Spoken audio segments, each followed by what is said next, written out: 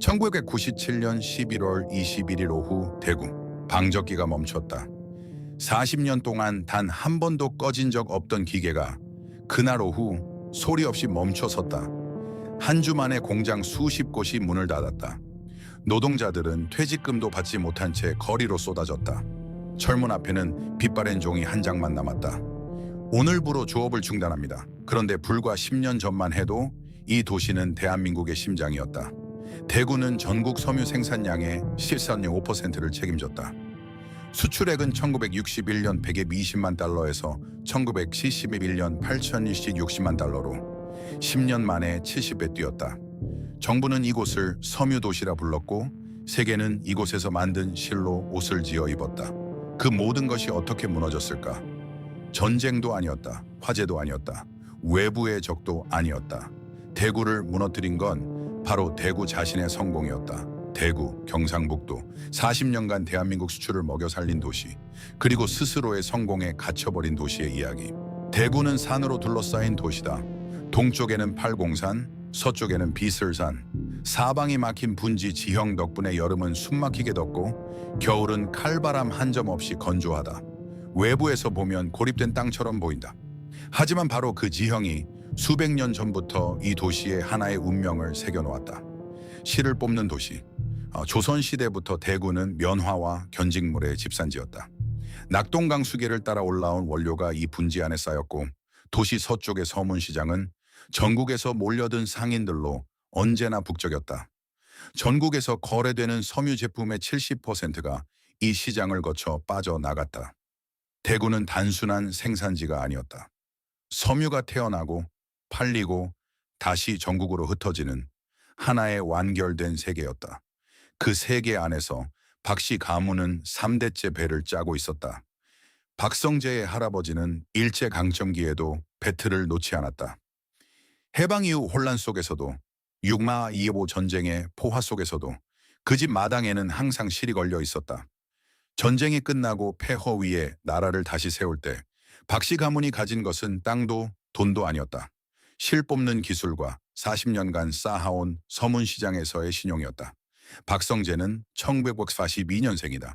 그가 15살이던 해 아버지는 그를 서문시장 한 귀퉁이의 작은 직물 도매상에 데려갔다. 그날 아버지가 한 말은 단 한마디였다. 이 시장이 돌아가는 한 우리 집은 굶지 않는다.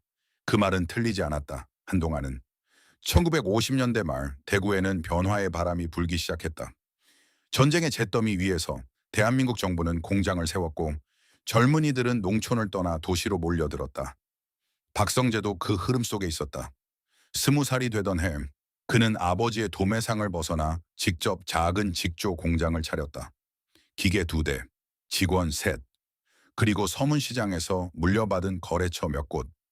시작은 보잘것없었다. 하지만 시대가 그를 밀어올렸다. 1960년대 대한민국은 수출로 살아남아야 했다. 박정희 정부는 섬유산업을 국가전략산업으로 지정했다. 대구의 공장들은 정부 보조금과 저리융자를 등에 업고 빠르게 성장했다. 박성재의 공장도 마찬가지였다. 기계는 2대에서 10대로 늘었고 직원은 3에서 40으로 불었다. 그는 아직 30도 되지 않은 나이였다. 서문시장 한 귀퉁이에서 아버지의 말을 들었던 그 소녀는 이제 자신만의 공장을 가진 사장이 되어 있었다. 기계 돌아가는 소리가 공장을 가득 채웠고 그 소리는 박성재에게 세상 어떤 음악보다 아름답게 들렸다. 그는 그 소리가 영원히 계속될 거라고 믿었다. 1957년 4월 12일 대구의 새로운 공장이 문을 열었다. 공장 이름은 한국나일론 주식회사. 훗날 코오롱그룹의 모태가 되는 이 회사는 대한민국 역사상 최초로 나일론 원사를 자체 생산하는 데 성공했다. 일본에서 수입해오던 실을 이제 대구에서 직접 뽑아낼 수 있게 된 것이다. 작은 사건처럼 보였다. 하지만 그것은 시작이었다. 같은 시기 삼성그룹 창업주 이병철은 대구 침산동에 제일모직 공장을 세웠다. 전쟁 이후 폐허가 된 나라에서 국민에게 입힐 옷감을 만들기 위해서였다. 공장이 가동되자 대구 시내 곳곳에서 기계 소리가 울려 퍼졌다.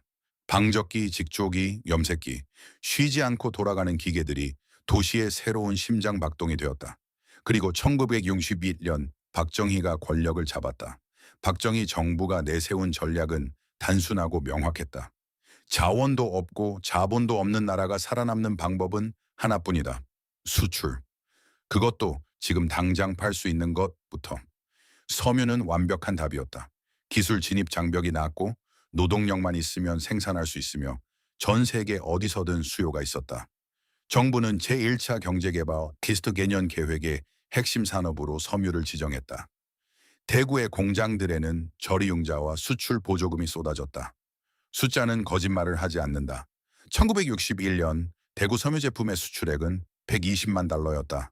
10년 후인 1971년 그 수치는 8,720만 달러로 치솟았다. 10년 만에 70배. 세계 경제사에서도 유례를 찾기 어려운 속도였다. 같은 기간 섬유는 대한민국 전체 수출의 40% 이상을 책임졌다. 나라가 외화를 버는 방법이 곧 대구가 실을 짜는 것이었다. 도시는 팽창했다. 농촌을 떠난 젊은이들이 대구로 몰려들었다.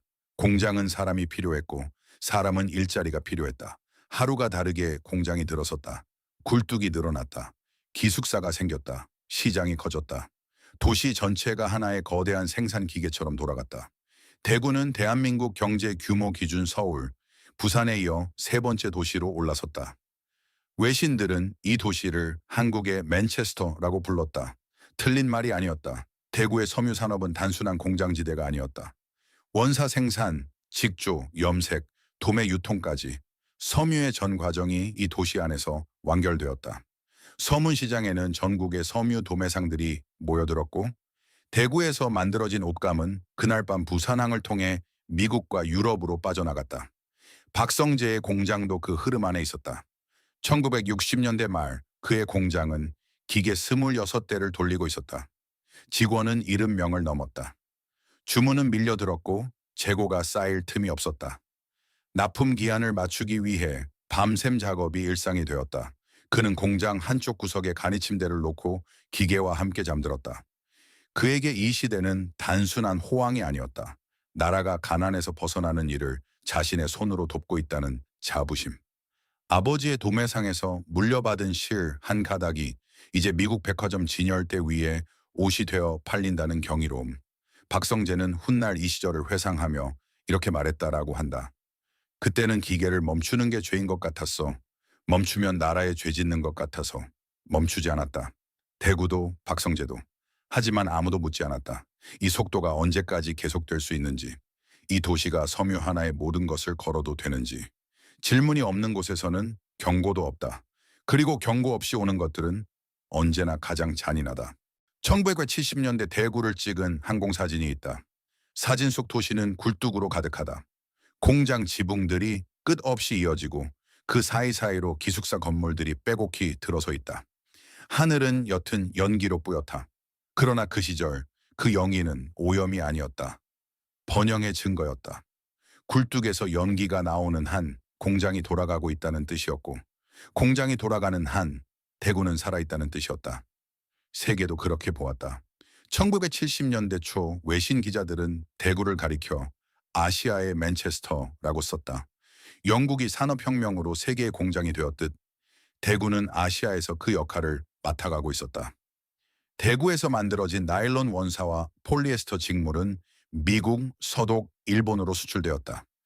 백화점 의류 코너에 걸린 옷들 상당수에는 메이드 인 코리아가 찍혀 있었고 그 실의 상당 부분은 대구에서 왔다.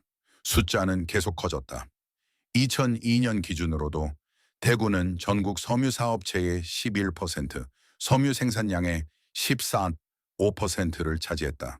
전성기인 1970년대에는 이 비율이 훨씬 높았다.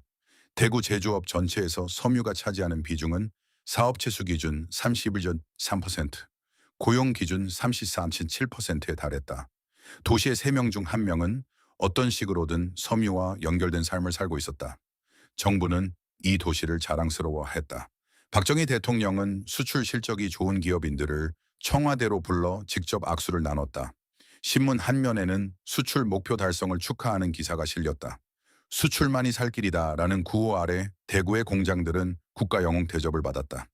섬유 도시 대구는 가난한 나라가 세계와 싸워 이기고 있다는 살아있는 증거였다. 그 영광의 한가운데 김순자가 있었다. 1974년 16살의 김순자는 경북 의성군의 작은 마을을 떠났다.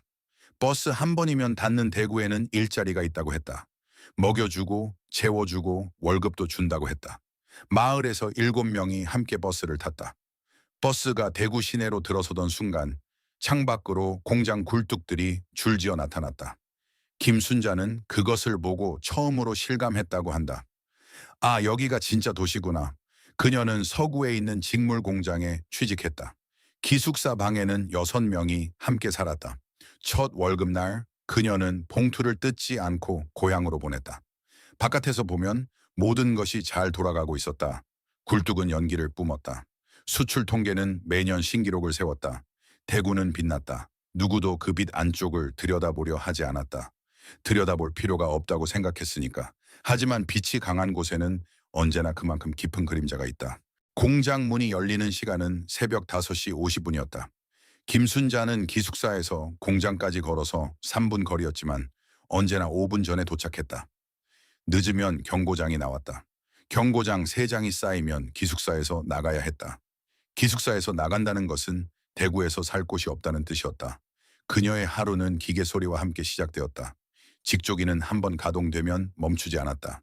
기계가 돌아가는 동안 화장실에 가는 것은 원칙적으로 금지였다. 실이 끊어지면 즉시 이어야 했고 불량이 나오면 그 자리에서 원인을 찾아야 했다. 소음은 귀마개를 껴도 뚫고 들어왔다. 공장 바닥에는 섬유먼지가 항상 떠다녔다. 오래 일한 선배들은 기침을 달고 살았다. 아무도 그게 무엇 때문인지 말해주지 않았다. 퇴근은 오후 10시였다. 잔업이 있는 날은 자정을 넘겼다. 당시 노동부 기록에 따르면 1977년 기준 전국 섬유 노동자의 70%가 여성이었다. 대구도 다르지 않았다. 공장마다 10대 후반에서 20대 초반의 여성들이 줄지어 기계 앞에 앉아 있었다. 이들의 임금은 같은 라인에서 일하는 남성 노동자의 절반을 조금 넘는 수준이었다. 이유는 간단했다. 여자니까. 관리자들은 그것을 설명이라고 생각했다. 1970년대 내내 섬유 노동자들은 노동조합을 결성할 권리가 없었다. 1976년부터 1980년 사이 대구와 인근 지역 공장에서 산발적인 파업과 농성이 이어졌다. 노동자들이 요구한 것은 거창하지 않았다. 화장실을 마음대로 가게 해달라. 잔업 수당을 제대로 달라. 기숙사 방에 사람을 더 이상 늘리지 말아달라. 그 요구들은 대부분 받아들여지지 않았다. 파업을 주도한 사람들은 해고되거나 더 나쁜 일을 당했다. 김순자는 파업에 나서지 않았다. 나설 수 없었다.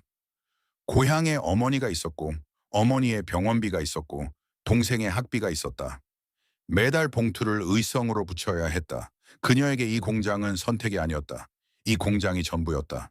그렇게 그녀는 참았다. 1979년 봄 김순자는 공장 기숙사를 나왔다. 같은 공장 남성 직원과 결혼했다. 서구의 낡은 빌라, 반지하 방 한 칸. 두 사람의 월급을 합치면 어떻게든 살 수 있었다. 이듬해인 1980년 아이가 태어났다. 아들이었다. 이름은 이준혁. 아버지 성을 따랐다. 이준혁은 대구에서 나고 자랐다. 어린 시절 그가 기억하는 대구는 언제나 기계 소리가 배경음악처럼 깔려있는 도시였다. 아침에 눈을 뜨면 어딘가에서 방적기 돌아가는 소리가 들렸다. 학교 가는 길에는 공장 앞을 지나쳤다. 어머니는 항상 피곤해 보였고 저녁을 함께 먹는 날이 많지 않았다. 그는 어머니가 무슨 일을 하는지 정확히 몰랐다. 어느 날 학교 숙제로 부모님의 직업을 소개하세요 라는 과제가 나왔다. 이준혁은 잠깐 고민하다가 이렇게 썼다. 어머니는 공장에서 나라를 위해 일합니다. 담임 선생님은 그 문장에 빨간 동그라미를 쳐주었다. 잘 썼다는 표시였다. 그 시절 대구에서는 그것이 자랑스러운 일이었으니까. 하지만 이준혁이 중학생이 되던 1990년대 초 무언가가 달라지기 시작했다. 어머니의 표정이 달라졌다. 아버지가 퇴근 후 소주를 마시는 날이 늘었다. 저녁 식탁에서 두 사람이 나누는 이야기는 항상 같은 단어로 끝났다. 공장이, 주문이, 요즘은. 문장은 항상 거기서 흐릿하게 끊겼다. 아이는 몰랐다. 어른들이 그 문장을 끝맺지 못하는 이유를. 끝을 말하면 현실이 되어버릴 것 같았으니까. 바깥에서 보면 대구는 여전히 돌아가고 있었다. 굴뚝에서는 여전히 연기가 나왔다. 서문시장은 여전히 북적였다. 하지만 공장 안에서, 기계 옆에서, 반지하 저녁 식탁 위에서 무언가가 조용히 그러나 확실하게 무너지고 있었다. 그것을 알아챈 사람은 많지 않았다. 그리고 알아챘어도 멈출 수 있는 사람은 아무도 없었다. 1988년 서울 올림픽이 끝난 직후 대구의 공장주들은 이상한 느낌을 받기 시작했다.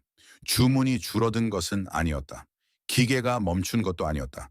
하지만 숫자들이 미묘하게 달라지고 있었다.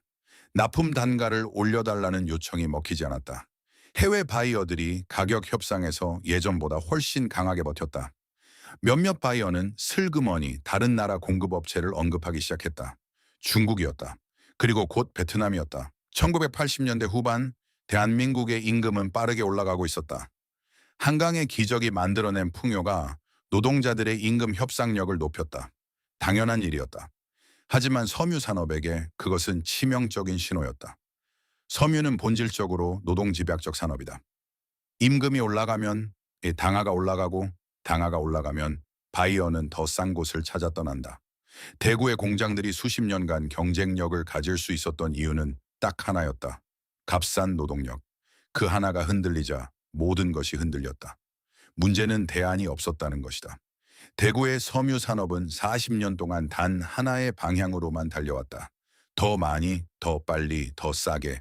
고부가 가치 제품 개발이나 기술 혁신에 투자할 여유도 의지도 부족했다. 공장주들은 지금 당장 돌아가는 기계를 멈추고 새로운 것을 배울 이유를 느끼지 못했다. 잘 되고 있는데 왜 바꾸는가? 학계에서는 이것을 경로 의존성이라고 부른다. 한번 선택한 길이 너무 깊게 파이면 다른 길로 빠져나오는 것이 거의 불가능해진다는 개념이다. 대구는 그 함정에 빠져 있었다. 40년간 쌓아온 설비, 인력, 거래망, 도시구조, 모든 것이 섬유를 향해 설계되어 있었다. 섬유를 버린다는 것은 대구 전체를 다시 설계한다는 것과 같아났다. 그것은 불가능에 가까운 일이었다. 1990년대 들어 조용한 탈출이 시작되었다. 대기업들이 먼저 움직였다. 코오롱은 1995년 인도네시아에 원사 생산 공장을 세웠다. 현지 임금은 대구의 10분의 1 수준이었다. 효성도 해외 생산 기지를 검토하기 시작했다. 대기업들은 국내 생산 라인을 조용히 축소하면서 해외로 생산을 이전했다. 공식 발표는 없었다. 그냥 어느 날 보면 국내 공장 직원이 줄어 있었다. 중소공장들은 선택지가 없었다. 해외에 공장을 세울 자본도 기술 이전을 위한 인력도 없었다. 그들이 할 수 있는 것은 단가를 낮추는 것뿐이었다. 단가를 낮추려면 인건비를 줄여야 했다. 인건비를 줄이려면 직원을 내보내야 했다. 하지만 직원을 내보내면 생산량이 줄고 생산량이 줄면 납품 계약을 잃는다. 어느 방향으로 가도 막혀 있었다. 1997년 초 섬유 업종의 기업 부도율은 0.7미였다. 전국 평균 연결구의 4배에 가까운 수치였다. 대구의 공장들은 아직 망하지 않은 것이 아니라 망하지 않으려고 버티고 있었다. 박성재는 그것을 알고 있었다. 1990년대 중반 그의 공장 앞 골목에는 폐업한 공장들이 하나둘 생기기 시작했다. 처음에는 대수롭지 않게 여겼다. 경쟁자가 사라지면 자신에게 기회가 오는 것 아닌가. 하지만 시간이 지나면서 깨달았다. 폐업한 공장의 주인들이 자신과 다르지 않다는 것을. 그들도 30년, 40년을 버텨온 사람들이었다. 어느 저녁 박성재는 공장 안을 한 바퀴 돌았다. 기계들은 여전히 돌아가고 있었다. 직원들은 여전히 자리를 지키고 있었다. 모든 것이 겉으로는 정상이었다. 하지만 그는 처음으로 이 기계 소리가 영원하지 않을 수도 있다는 생각을 했다. 그 생각을 그는 아무에게도 말하지 않았다. 말하면 현실이 될 것 같았으니까. 그것은 김순자의 남편이 저녁마다 소주잔을 비우면서도 끝내 말하지 못했던 것과 정확히 같은 두려움이었다. 대구는 알고 있었다. 그러나 멈추지 않았다. 멈추는 법을 몰랐으니까. 폭풍은 이미 오고 있었다. 정부가 대구를 외면한 것은 아니었다. 1980년대 말부터 중앙정부와 대구시는 섬유 산업의 위기를 인식하고 있었다. 보고서가 작성되었다. 회의가 열렸다. 대책이 논의되었다. 그리고 해결책으로 제시된 것이 위천공단이었다. 위천공단은 대구 북서쪽에 대규모 산업단지를 조성해 자동차 부품과 전자업종을 유치하겠다는 계획이었다. 섬유에 편중된 대구 경제의 구조를 바꾸겠다는 야심찬 구상이었다. 계획서는 두꺼웠고 발표는 요란했다. 하지만 공단은 착공조차 되지 못했다. 대구와 부산 사이의 지역 갈등이 발목을 잡았다. 환경 문제를 둘러싼 논쟁이 수년간 이어졌다. 정치적 이해관계가 얽히면서 사업은 표류했다. 대구가 섬유에서 벗어날 수 있는 가장 현실적인 기회였던 위천공단은 결국 계획서 안에서만 존재하다 사라졌다. 그 사이 시간은 흘렀다. 1998년 4월 외환위기가 터진 지 5달이 지난 시점에 김대중 대통령이 대구를 찾았다. 그는 섬유업체 대표들과 자리를 함께했고 전폭적인 정책 지원을 약속했다. 박수가 터졌다. 사진이 찍혔다. 기사가 나갔다. 하지만 공장주들은 알고 있었다. 대통령이 약속할 수 있는 것은 미래였다. 그들에게 필요한 것은 지금 당장의 돈이었다. 내일 만기가 돌아오는 어음이었고 이번 달 직원들 월급이었고 은행에서 걸려오는 전화였다. 정치는 멀었다. 현실은 가까웠다. 1997년 하반기 대구의 중소섬유 공장들은 연쇄적으로 자금난에 빠져들었다. 외환위기가 본격화되면서 시중은행들은 일제히 대출 심사를 강화했다. 기존 대출의 만기를 연장해주지 않았다. 신규 융자는 사실상 중단되었다. 공장들은 원자재를 살 돈이 없었다. 원자재가 없으니 생산을 할 수 없었다. 생산이 없으니 납품을 할 수 없었다. 납품이 없으니 대금을 받을 수 없었다. 그리고 대금이 없으니 대출을 갚을 수 없었다. 한 공장이 무너지면 그 공장에 납품하던 작은 공장이 무너졌다. 그 작은 공장이 무너지면 또 다른 납품업체가 무너졌다. 대구의 섬유 산업은 수십 년간 촘촘한 하청 구조로 연결되어 있었다. 강점이었던 그 연결망이 이제는 붕괴의 전도체가 되었다. 박성재의 공장에 은행 직원이 찾아온 것은 1997년 12월 초였다. 서류 봉투를 들고 온 젊은 직원은 말을 돌리지 않았다. 다음 달 만기 도래하는 대출 2억 원의 연장이 불가하다는 통보였다. 2억 원. 박성재가 30년간 이 공장을 일으키면서 갚아온 돈보다 적은 금액이었다. 하지만 지금 당장 없었다. 직원이 돌아간 뒤 박성재는 한동안 공장 마당에 서 있었다. 기계는 돌아가고 있었다. 직원들은 각자의 자리에서 실을 뽑고 있었다. 아무것도 달라지지 않은 것처럼 보였다. 그러나 그의 손에 들린 서류 봉투는 이 풍경이 끝나가고 있다는 것을 말하고 있었다. 같은 시각 공장 직조 라인에서 일하던 김순자는 동료에게서 소문을 들었다. 옆 공장 직원들 다 잘렸대. 퇴직금도 없이. 그녀는 아무 말도 하지 않았다. 대신 기계 속도를 조금 높였다. 더 열심히 하면 더 오래 버틸 수 있을 것 같았다. 그것이 그녀가 할 수 있는 전부였다. 공장 밖 대구의 거리는 아직 평소와 다르지 않았다. 하지만 철문 안에서는 이미 끝이 시작되고 있었다. 1997년 11월 21일 금요일 오전 9시. 대구의 하늘은 낮고 흐렸다. 늦가을 특유의 건조한 바람이 공장 골목을 훑고 지나갔다. 박성재는 그날도 새벽 5시에 공장에 나왔다. 습관이었다. 30년 동안 단 하루도 거르지 않은 습관. 그는 커피 한 잔을 손에 들고 공장 마당을 천천히 걸었다. 기계들은 돌아가고 있었다. 직원들이 하나둘 출근하면서 라인이 채워졌다. 겉으로는 평소와 다를 것이 없었다. 하지만 박성재는 알고 있었다. 오늘 오후 서울에서 무언가 발표가 있을 것이라는 것을. 며칠 전부터 라디오에서 흘러나오는 뉴스들이 심상치 않았다. 외환 보유고가 바닥났다는 말이 돌았다. 정부가 IMF에 손을 벌렸다는 소문이 파다했다. 그는 그 말의 의미를 정확히 알지 못했다. 그저 좋은 소식이 아닐 것이라는 것만 알았다. 같은 시각 김순자는 도시락을 싸고 있었다. 밥과 김치 그리고 계란부침 하나. 17살이 된 이준혁의 도시락이었다. 아들은 아직 자고 있었다. 그녀는 도시락을 냉장고 위에 올려놓고 작업복으로 갈아입었다. 공장까지는 버스로 20분. 예기립시 30분 버스를 놓치면 지각이었다. 현관문을 나서면서 그녀는 잠깐 멈췄다. 아들 방 불이 꺼져 있는 것을 확인했다.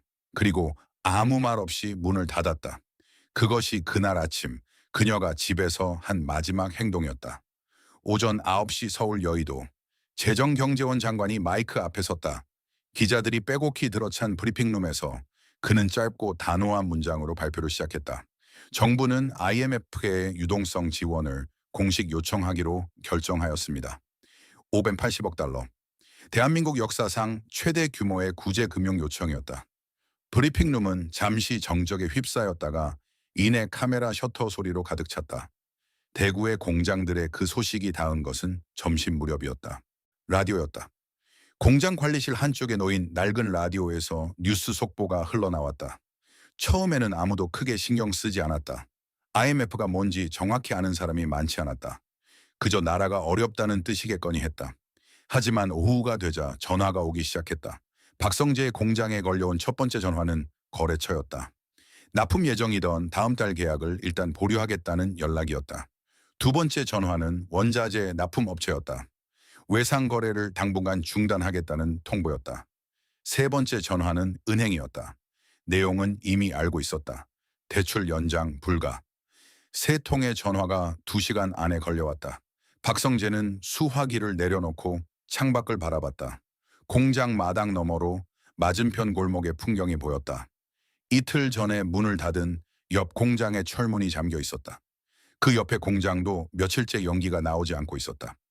그는 그것을 보면서 자신이 그 풍경의 일부가 되어가고 있다는 것을 처음으로 실감했다. 오후 3시, 그는 직원들을 한자리에 불러 모았다. 53명이었다. 그가 처음 공장을 시작했을 때의 3명에서 전성기의 70명에서 그리고 다시 53명으로 직원들은 그의 표정을 보고 이미 알아챘다. 아무도 먼저 말하지 않았다. 박성재는 준비한 말이 있었다. 하지만 막상 입을 열자 그 말들이 나오지 않았다. 그는 잠시 바닥을 내려다보다가 이렇게 말했다. 여러분 미안합니다. 그것이 전부였다. 직원들 중 몇몇은 고개를 끄덕였다. 몇몇은 눈을 감았다. 한 여성 직원이 조용히 울기 시작했다. 소리를 내지 않으려고 입술을 깨물고 있었지만 어깨가 흔들렸다. 그 자리에 김순자도 있었다. 그녀는 울지 않았다. 울 수가 없었다. 머릿속에서 숫자들이 돌아가고 있었다. 이번 달 월세, 이준혁 고등학교 수업료, 고향 어머니께 붙여야 하는 돈, 적금이 얼마 남았는지, 남편 월급만으로 얼마나 버틸 수 있는지. 공장 마당으로 나왔을 때 찬바람이 얼굴을 스쳤다. 오후 4시 30분 박성재는 공장 전기 차단기를 내렸다. 기계들이 하나씩 멈추었다. 방적기의 웅웅거리는 소리가 낮아지다가 이내 사라졌다. 30년 동안 단 한 번도 완전히 꺼진 적 없던 소리였다. 그 침묵이 공장 안을 가득 채우는 데는 차에 1분이 걸리지 않았다. 박성재는 그 자리에 서서 아무 말도 하지 않았다. 그가 할 수 있는 말은 이미 다 했으니까. 오후 6시 이준혁은 집에서 어머니를 기다리고 있었다. 17살이었지만 그는 그날 뭔가 심상치 않다는 것을 느끼고 있었다. 학교에서 친구들이 수군거렸다. IMF가 뭔지는 몰라도 선생님이 수업 도중 라디오를 켰다는 것, 그리고 그 방송을 들으며 선생님 표정이 굳어졌다는 것을 기억했다. 집에 오자마자 텔레비전을 켰다. 모든 채널이 같은 뉴스를 틀고 있었다. 앵커의 목소리는 평소보다 낮고 무거웠다. 화면에는 여의도 건물들과 그래프들이 번갈아 나왔다. 숫자들이 흘렀다. 이준혁은 그 숫자들이 무엇을 의미하는지 정확히 알지 못했다. 하지만 어머니가 평소보다 늦게 들어온다는 것은 알았다. 7시가 되었다. 8시가 되었다. 냉장고 위의 도시락은 손도 대지 않은 차에 그대로였다. 이준혁은 도시락을 꺼내 혼자 밥을 먹었다. 계란 부침이 식어 있었다. 그는 다 먹지 못하고 숟가락을 내려놓았다. 김순자가 집에 들어온 것은 밤 9시가 넘어서였다. 현관문이 열렸을 때 이준혁은 소파에서 텔레비전을 보고 있었다. 어머니의 얼굴을 보는 순간 그는 텔레비전을 껐다. 무언가를 물어보려다가 멈췄다. 어머니는 신발을 벗으면서 한마디도 하지 않았다. 부엌으로 가서 물을 한 컵 마셨다. 그리고 방으로 들어갔다. 문은 닫혔지만 잠기지는 않았다. 이준혁은 한동안 닫힌 문을 바라보다가 조용히 자기 방으로 들어갔다. 그날 밤 대구 전역에서 비슷한 풍경이 반복되었다.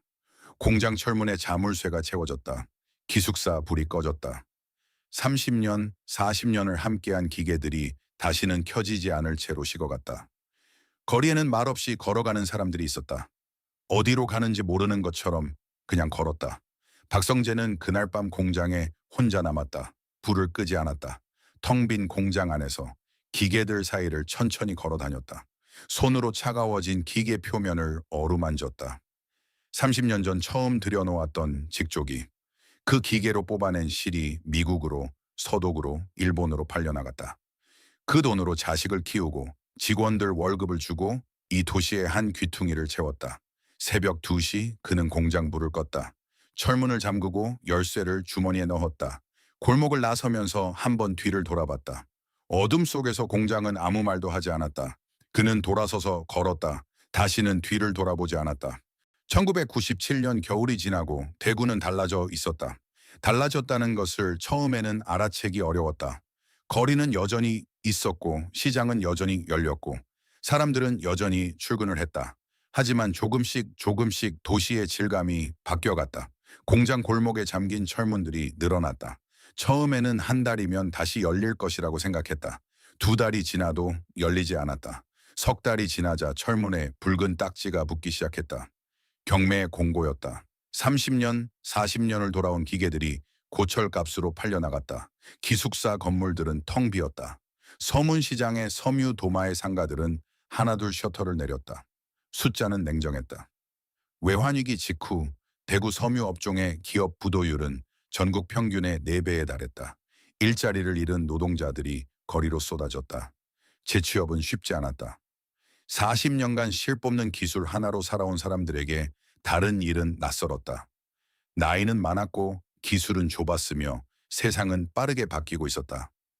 대구 인구는 1995년 250만 명을 넘겼다가 이후 서서히 줄기 시작했다. 2003년부터는 감소세가 뚜렷해졌다. 젊은이들이 서울로 부산으로 떠났다. 도심 곳곳에 빈 상가가 늘었다. 한때 전국에서 상인들이 몰려들던 서문시장 주변 골목은 낮에도 한산했다. 정부는 다시 대구를 살리겠다고 했다. 이번에는 밀라노 프로젝트였다.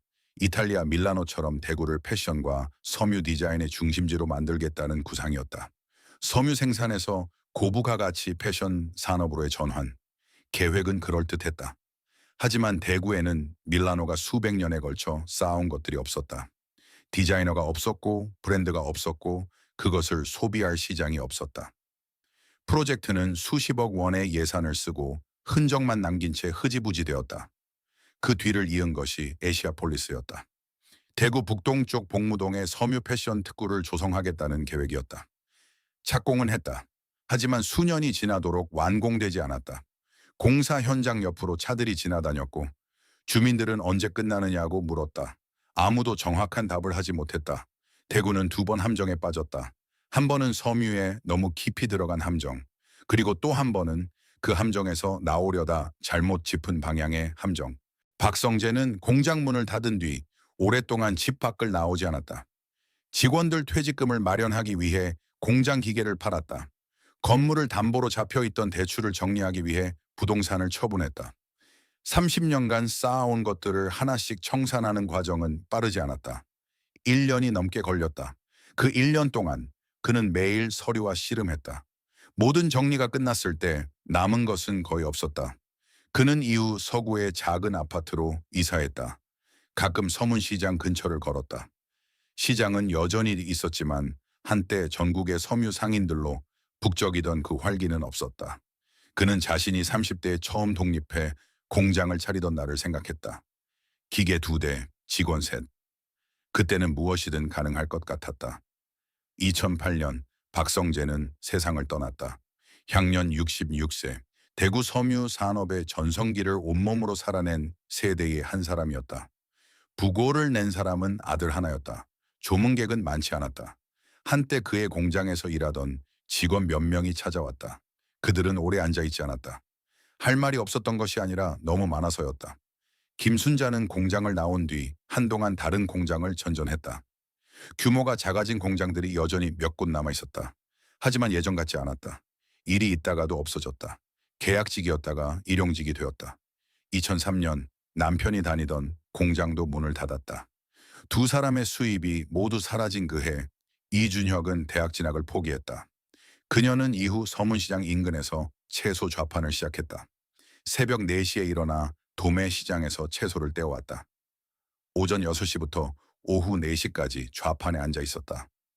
날씨가 좋은 날도, 비가 오는 날도, 바람이 부는 날도. 공장에서 기계 옆에 서 있던 것처럼 그녀는 좌판 앞에 앉아 있었다.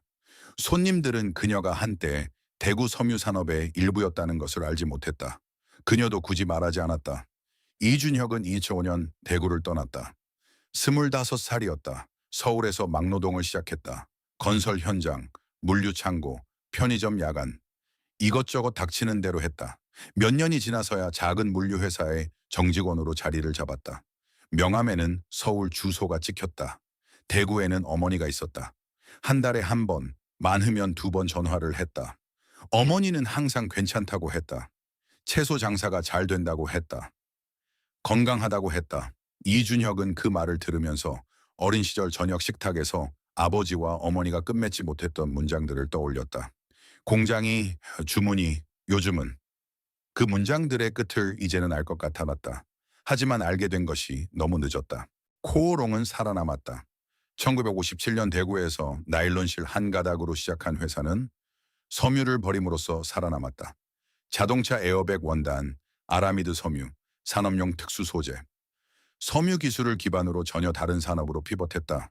본사는 서울로 옮겼다. 대구에서 태어났지만 대구에 머물지 않음으로써 살아남은 것이다. 대구의 남은 공장들의 운명은 달랐다. 버티다 쓰러진 곳도 있었고 소규모로 명맥을 유지하는 곳도 있었다. 하지만 전성기의 풍경은 돌아오지 않았다.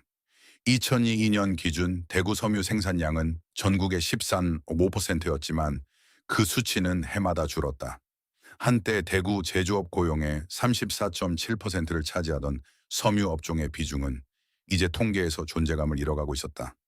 학계는 대구를 경로 의존성의 교과서적 사례라고 불렀다. 한 산업에 너무 깊이, 너무 오래 의존한 도시가 어떻게 되는지를 보여주는 표본. 성공이 함정이 되는 역설.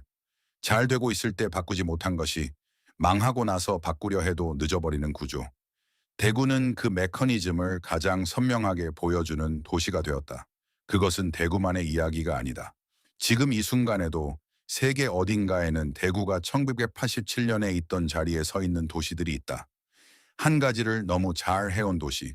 그 한 가지가 세상에서 필요 없어지고 있다는 것을 알면서도 멈출 수 없는 도시. 잘 되고 있으니까. 아직은 괜찮으니까 대구의 섬유 공장들이 가르쳐 준 것이 있다면 그것은 이것이다. 멈춰야 할 때를 아는 것, 이 바꿔야 할 때를 아는 것, 그리고 그것을 아직 잘 되고 있을 때 할 수 있는 용기. 박성재는 그 용기를 내지 못했다. 김순자는 내고 싶어도 낼 수 없는 자리에 있었다. 이준혁은 선택지 자체가 없었다. 그들을 탓할 수 없다. 시대가 그들에게 다른 선택을 허락하지 않았으니까.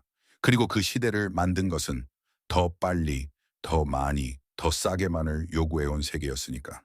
2024년 대구 서구의 한 골목에는 폐공장 건물이 남아있다. 철문은 녹슬었다. 담벼락에는 이끼가 꼈다. 유리창은 깨진 채로 있다. 안에는 기계 몇 대가 아직 남아있다. 아무도 치우지 않았다. 아무도 들어가지 않는다. 그 기계들은 1997년 11월 22일 오후 4시 30분 이후로 단 한 번도 돌아가지 않았다. 바람이 불면 철문이 삐걱거린다. 그것이 이 도시가 그 시절을 기억하는 방식이다.